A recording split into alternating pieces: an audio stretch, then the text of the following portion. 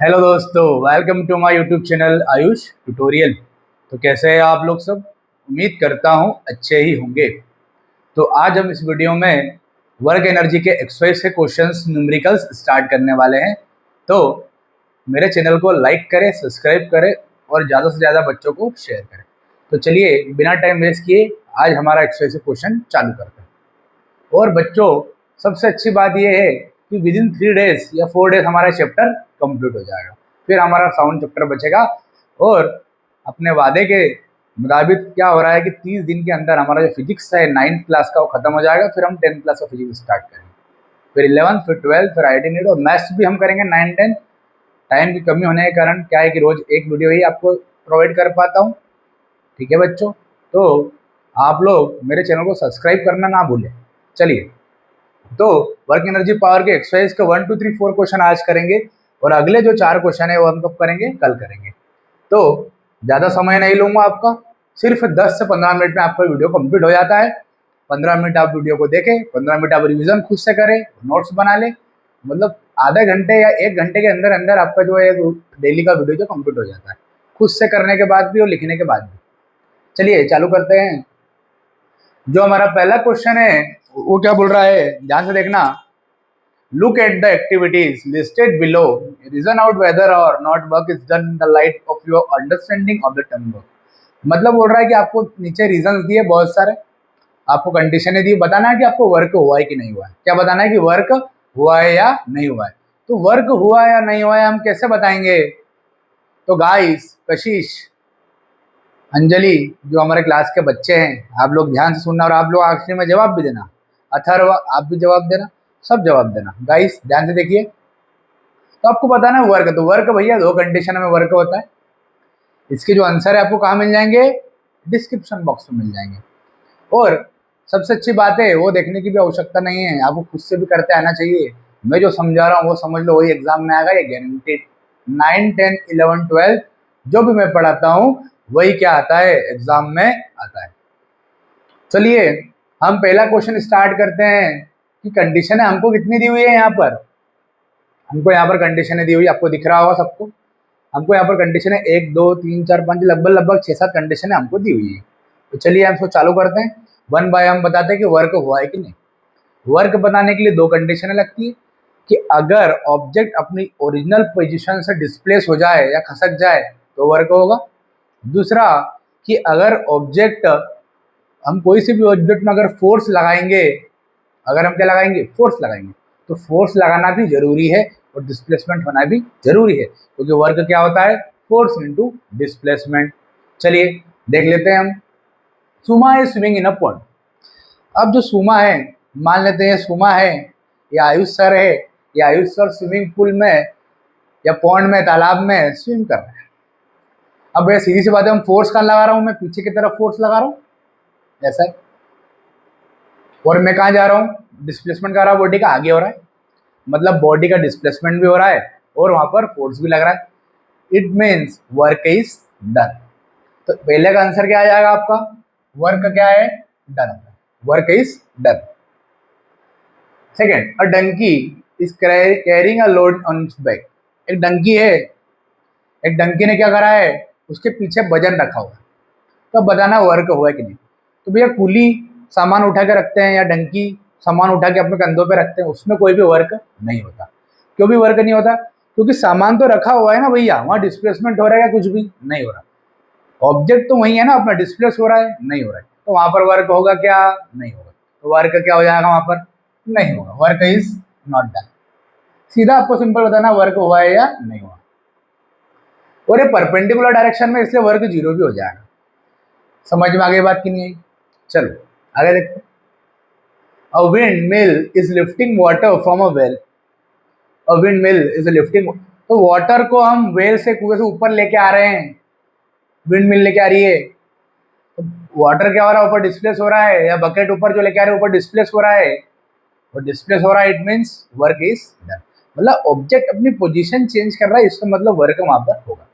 चलिए अगला क्वेश्चन देखते हैं। यहाँ पर वर्क हो जाएगा, work is done. Third question जो आपका बेटा वो क्या है? A green plant is carrying out photosynthesis. तो फोटोसिंथेसिस के प्रोसेस में क्या पौधा उठ के इधर से इधर आ जाता है क्या? पौधा आज इधर लगा है कल इधर लग जाएगा क्या? नहीं, पौधा अपनी पोजीशन चेंज नहीं करेगा। इसलिए फोटोसिंथेसिस के प्रोसेस या कोई सी जमाने की प्रोसेस हो वहां पर वर्क नहीं होगा। समझ में आ गई बात? Work is not done. अगला देखते हैं, an engine is pulling a train. एक इंजन है, मान लो मैं इंजन हूं, मैं ट्रेन के डब्बे को खींच रहा हूं। हाँ भैया, वर्क तो होगा। क्यों? क्योंकि जो आपके इंजन है और जो आपके ट्रेन के डब्बे है जो आगे जाने लग जाएंगे, डिस्प्लेस होने लग जाएंगे, फोर्स भी वहां पर लग रहा है। Force is also acting on the for pulling a train, and also a train, or you can say that engine displays a train from its original position. Suppose initial point train at this point, after some time train will come at this point because displacement is done. मतलब object ने अपनी position change कर ली, it means work is done. तो यहाँ पर क्या हो जाएगा? वर्क क्या होगा? डन होगा। अगला देखते हैं दोनों। 5 मिनट्स में वीडियो कंप्लीट हो जाएगा, 4 क्वेश्चन हो जाएंगे, फिर आप लोग नेक्स्ट वीडियो भी देख सकते हो। चलिए, कशिश समझ में आया? अंजलि, हाँ क्या समझ में आया? हाँ, मतलब जिस बॉडी पर फोर्स लग रहा है और डिस्प्लेसमेंट भी हो रहा है, मतलब वहाँ पर वर्क होगा। और जिस बॉडी पर फोर्स नहीं लग रहा है, या फोर्स तो लग रहा है पर डिस्प्लेसमेंट नहीं हो रहा है, मतलब दोनों कंडीशन पॉसिबल होना चाहिए, मतलब दोनों कंडीशन सेटिस्फाइड करना चाहिए, तभी वहाँ पर क्या होगा? वर्क होगा। चलो गुड, चलो आगे बढ़ते हैं। Food grains are getting dried in the sun. भैया यहाँ पर क्या हो रहा है? फिर नेचुरल फिनोमिना हो रहा है, वहाँ पर ड्राइड हो रहा है, मतलब जो अपने फल फ्रूट रखे हुए सन की तरह वहाँ पर ड्राइड हो रहे हैं। मतलब वहाँ पर ऐसा तो नहीं हो रहा ना कि फल फ्रूट अपनी पोजीशन चेंज करके आज यहाँ पर संतरा रखा है या केला रखा है तो उठ के यहाँ पे आ जाएगा, नहीं।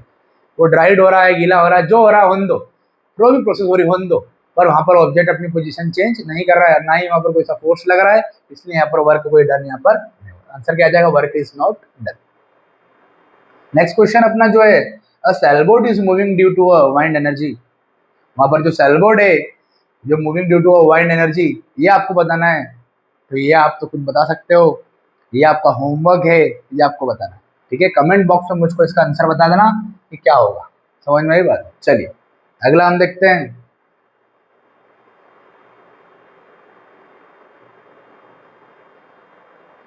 सबको दिख रहा होगा? देखिए क्वेश्चन मैंने पूरे पेज में ले लिया, क्यों? क्योंकि बीच बीच में आंसर लिख देंगे। विद इन 1 मिनट ये क्वेश्चन कंप्लीट हो जाएगा। देखते हैं कैसे। An object thrown in a certain angle to the ground moves in a curved path and fall back on the ground. मतलब एक ऑब्जेक्ट है, एक ऑब्जेक्ट को हमने इस पॉइंट से फेंका और कर्व तरीके से फेंका और वापस कहाँ जाता है? ग्राउंड पर आ जाता है। ये इनिशियल पॉइंट है, ये फाइनल पॉइंट है, ये कोई एंगल थीटा है। अब ये जो भी ऑब्जेक्ट को हमने फेंका है वो कहाँ आ गया? फाइनल पॉइंट पर आ गया। अब path fall back to the ground, ये ऑब्जेक्ट वापस कहाँ आ गया? ग्राउंड पर आ गया। The initial and the final points of the path of the object lie on the same horizontal line. ये इनिशियल पॉइंट और फाइनल पॉइंट एक सेम हॉरिजॉन्टल लाइन पर लाई कर रहे हैं। What is the work done by the force of the gravity on the object. आपको work done बताना है कि कितना वहां पर वर्क डन होगा, कितना वहां पर वर्क डन होगा। और कब बताना है? Work done by the force, work done by the force of a gravity on the object. मतलब ग्रेविटी के द्वारा वहां पर कितना फोर्स लग रहा है ऑब्जेक्ट के ऊपर, ग्रेविटी के द्वारा उस ऑब्जेक्ट पर कितना फोर्स लग रहा है, ग्रेविटी के द्वारा इस ऑब्जेक्ट के ऊपर कितना फोर्स लग रहा है। तो देखिए यहाँ पर अगर अपन हॉरिजॉन्टल अगर हाइट की बात करें, मतलब वहां पर कुछ हाइट बन रही है क्या? नहीं बन। हाइट कितनी है? 0। तो ऑब्जेक्ट इसी पॉइंट पर था और ऑब्जेक्ट कहाँ आ गया? यहीं पर आ गया। मतलब जो हॉरिजॉन्टल डिस्प्लेसमेंट है या डिस्प्लेसमेंट हम कह सकते हैं वो क्या है? 0 है। क्योंकि हमको वर्क का फॉर्मूला पता है। वर्क क्या होता है? फोर्स इंटू परपेंडिकुलर, या कह सकते हैं फोर्स इंटू डिस्प्लेसमेंट। क्या कह सकते हैं? Force into. देखो आंसर आ गया सिर्फ 1 मिनट में, ध्यान से देखना, सिर्फ 1 मिनट में आंसर आ जाएगा, ध्यान से देखना। तो ये जो वर्क है ये तो हम ऐसे डिस लिख देंगे। फोर्स को हम क्या लिख सकते हैं? एम जी, फोर्स हो जाता है mg, वेट होता है। और डिस्प्लेसमेंट कितना हुआ? इनिशियल पॉइंट यहाँ पर है और फाइनल पॉइंट यहाँ पर है। तो हम हमेशा देखते हैं कि इनिशियल और फाइनल पॉइंट को देखते हैं। पर अगर हम वर्टिकल डिस्प्लेसमेंट की बात करें तो वर्टिकल डिस्प्लेसमेंट तो कुछ हुआ नहीं है। मतलब कह सकते हैं कि डिस्प्लेसमेंट यहाँ से कहाँ हुआ? यहाँ। और डिस्टेंस की बात करेंगे तो यहाँ से यहाँ पूरा ट्रेवल करेंगे। पर यहाँ पर डिस्प्लेसमेंट की बात हो रही है, तो डिस्प्लेसमेंट यहाँ से लेके यहाँ तक है। और अगर वर्टिकल डिस्प्लेसमेंट की बात करें तो हाइट कितनी हो जाएगी, हाइट कितनी हो जाएगी, 0, क्योंकि कुछ हाइट तो ट्रेवल किया ही नहीं है ना वर्टिकल डिस्प्लेसमेंट के हिसाब से। तो यहाँ पर जो हाइट आ जाएगी या डिस्प्लेसमेंट जिसको हम बोलेंगे एच, डिस्प्लेसमेंट क्या होगा हमारा एच, तो हमारी हाइट 0 आने के कारण जो वर्क है वो भी कितना आ जाएगा, 0 आ जाएगा, इसलिए यहाँ पर कोई वर्क नहीं होगा। समझ में आ गई? मतलब आपको इस तरह के क्वेश्चन हमेशा याद रखना है। क्या याद रखना है कशिश, अंजलि, अथर्व, ध्यान सुनो गाइस, ध्यान सुनो। आपको सिर्फ इतना सा कॉन्सेप्ट याद रखना है कि अगर कोई भी ऑब्जेक्ट अपन हवा में फेंकते हैं वो वापस ग्राउंड पर आ जाता है, वर्टिकल डिस्प्लेसमेंट क्या हो जाती है, 0, मतलब हाइट आपकी 0 रहती है। समझ में आई बात? आपको ये बात याद रखना कि अगर किसी भी ऑब्जेक्ट को अपन फेंकते हैं, कर्व पाथ में फेंकते हैं, इनिशियल पॉइंट भी उसी लाइन पर है, फाइनल पॉइंट भी उसी लाइन पर है, इनिशियल लाइन वहीं पर है, फाइनल पॉइंट भी वहीं पर है, इसका मतलब उसका जो वर्टिकल डिस्प्लेसमेंट है, उसकी जो हाइट है वो क्या होगी, हमेशा 0 होगी। आपको ये बात याद रखना। समझ में आ गई बात कि नहीं आई? और एक बात और याद रखना है कि उस कंडीशन में वर्क हमेशा क्या होता है, 0 होता है। कब की बात है, ये वर्क डन किसके द्वारा लग रहा है, ग्रेविटी के द्वारा लग रहा है। किस पर, ऑब्जेक्ट पर लग रहा है। ग्रेविटी के द्वारा किस पे लग रहा है, ऑब्जेक्ट जो कि हाइट पे था उस पे लग रहा है। तो याद रखना जब भी वर्क डन, अगर ग्रेविटी की बात करें, ग्रेविटी के द्वारा अगर वर्क लग रहा है ऑब्जेक्ट पर तो कितना लग रहा है, हमेशा याद रखना वर्टिकल डिस्प्लेसमेंट 0 होता है, इसलिए हमारा आंसर वर्क डन में कितना आ जाएगा, 0 आ जाएगा। समझ में आ गई बात? तो कितना कॉन्सेप्ट याद रखना है इसमें, 2। एक तो वर्टिकल डिस्प्लेसमेंट हाइट 0 तो वर्क डन पूरा 0।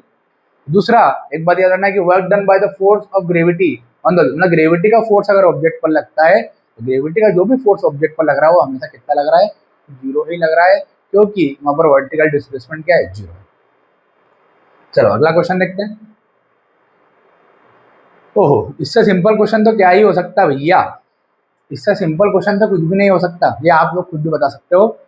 क्वेश्चन क्या बोल रहा है, a battery lights a bulb, जो बैटरी हमने बैटरी से कनेक्ट कर दिया एक बल्ब को और बल्ब जलने लग गया, तो बोल रहा है भाई ये बैटरी हमने लगा दी प्लस माइनस, एक बल्ब को कनेक्ट कर दिया, अब ये बैटरी हमने चालू कर दी, इससे बल्ब जलने लग गया, तो कौन कौन सी एनर्जी वहाँ पर प्रोसेस में इन्वॉल्व है हमको बताना है।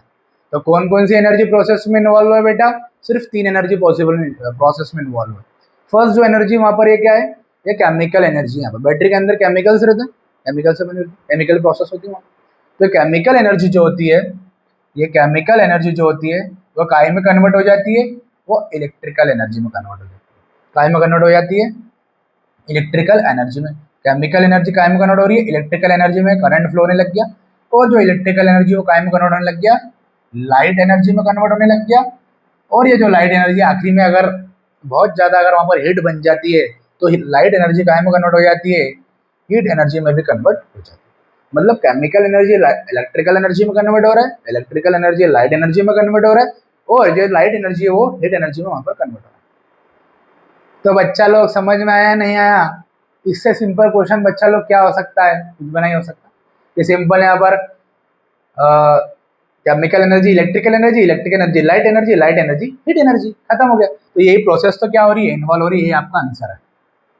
इसको लिख देना कि in this process chemical energy is converted into electrical energy is converted into light energy and light energy is converted into heat energy.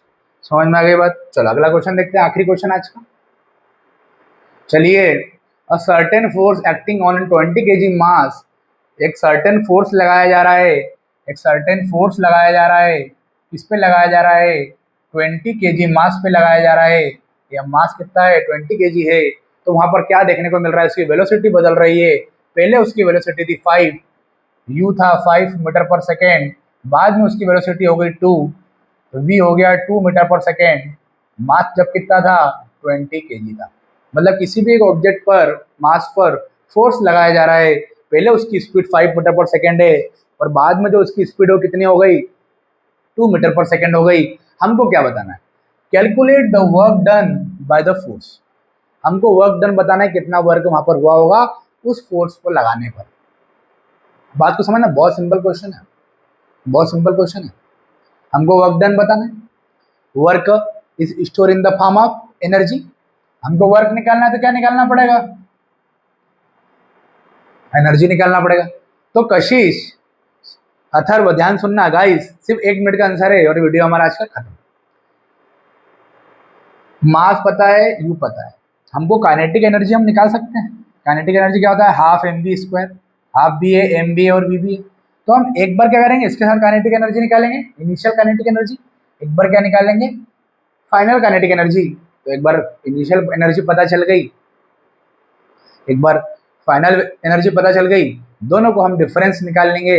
तो कितना वहां पर वर्क करना पड़ा इस स्पीड से इस स्पीड तक आने के लिए, वो हमको पता चल जाएगा। और दोस्तों सबसे इंपॉर्टेंट बात ये गाइस कि, तो गाइस देखिए यहाँ पर स्पीड पहले ज़्यादा थी, बाद में स्पीड क्या हो गई? कम हो गई। तो स्पीड बाद में कम हो गई, इसका मतलब आंसर हमारा माइनस में आएगा, क्योंकि वर्क वहां पर कहीं ना कहीं कम हो रहा है, क्योंकि स्पीड कम हो रही है। तो पहले स्पीड इतनी थी, तो पहले इतनी स्पीड थी, तो इसके लिए हम एनर्जी निकाल लेते हैं। तो पहले स्पीड कितनी थी? 5। इसकी एनर्जी कितनी हो जाएगी? Initial energy, kinetic energy, half mv², कितनी हो जाएगी? हाफ, मास कितना है? 20, यू कितना है? 5 का स्क्वायर। ये हमारे पहले की एनर्जी आ जाएगी। तो कितनी आ जाएगी पहले की एनर्जी? काइनेटिक एनर्जी इनिशियल बताओ, आप कैलकुलेशन आप खुद कर लेना। चलो देख लेते हैं। 10, तो 10 × 25, 250 आ जाएगा, 250 जूल। इसी तरीके से हम फाइनल निकाल लेंगे। तो काइनेटिक एनर्जी फाइनल कितनी हो जाएगी? देखिए मास तो वही रहेगा, पर स्पीड चेंज हो रही है। इस स्पीड से कितनी हो रही है? इतनी स्पीड हो रही है। तो बीच में वर्क डन कितना हो, ये बताना है। दोनों को माइनस कर देंगे, पहले इसको निकाल लेते हैं। क्या हो जाएगा? Half mv²। अब kinetic energy final half as it is, mass हो गया 20 और v कितना है? 2। ये हो जाएगा 2 का स्क्वायर, 2 से 2 कैंसल, 2 है ना, ये कितना आ गया? ये आ गया 40 जूल। अब ये आ गया फाइनल का काइनेटिक एनर्जी और ये आ गया इनिशियल का काइनेटिक एनर्जी। हमको क्या निकालना है? कितना वर्क डन हुआ है, इनका माइनस कर दो। तो kinetic energy final minus kinetic energy initial, जो हो जाएगा फाइनल कितना है? 40 और इनिशियल कितना है? 250। इसको हम माइनस करेंगे तो क्या निकल के आएगा? ये तो क्या निकल के आएगा? वर्क डन निकल के आएगा। और वही वर्क डन कितना आएगा? -210 जूल। तो -210 जूल वहां पर आपका वर्क डन रहेगा। तो आपको स्टार्टिंग में गिवन न्यूमेरिकल करने का तरीका क्या है बेटा? फॉर्मूले से आपको याद होना चाहिए। प्रॉपरली आपको गिवन लिखना है। जैसे यहाँ पर कैसा लिखोगे? Mass of the object is, initial speed of the object is, final speed of the object is, और लास्ट में क्या लिखना है? Work done by the force is -210 joule. ठीक है दोस्तों, तो आपको अगर मेरा वीडियो पसंद आया है, थोड़ा भी अगर इन्फॉर्मेटिव लगा है, ऐसे तो बच्चे बोलते सर आपका पढ़ाने का तरीका अच्छा है, तो मुझे बहुत खुशी होती है इस बात को लेकर कि चलो 10 में से 7-8 बच्चों को तो समझ में आ रहा है। जो 2-3 बच्चों को समझ में नहीं आ रहा है, वो एक बार फिर से वीडियो देखें, आपको 100% गारंटी है आपको समझ में आएगा। फिर भी समझ में नहीं आएगा तो आप मुझे कॉल कर सकते हो, मैं आपको समझा दूँ। आप मुझे अलग से मिल सकते हो, मैं आपको समझा दूँ। पर आप आयुष सर की गाड़ी पर बैठ जाइए, आपको आपके लक्ष्य की ओर मैं पहुँचा के रहूँगा। समझ में आई बात? आयुष सर की गाड़ी पर बैठने वाला कभी भी मंजिल की ओर से दूर तो नहीं जा सकता, वहाँ पहुँच के ही रहता है। चाहे उसमें पहाड़ी आ जाए, चाहे उसमें कितनी भी दुविधाएं आ जाए, तो आपको आपकी मंजिल तक मैं पहुँचा के रहूँगा। बस बदले में मुझे क्या चाहिए? आप सब्सक्राइब करें मेरे चैनल को, लाइक करें और ज़्यादा से ज़्यादा बच्चों को शेयर करें।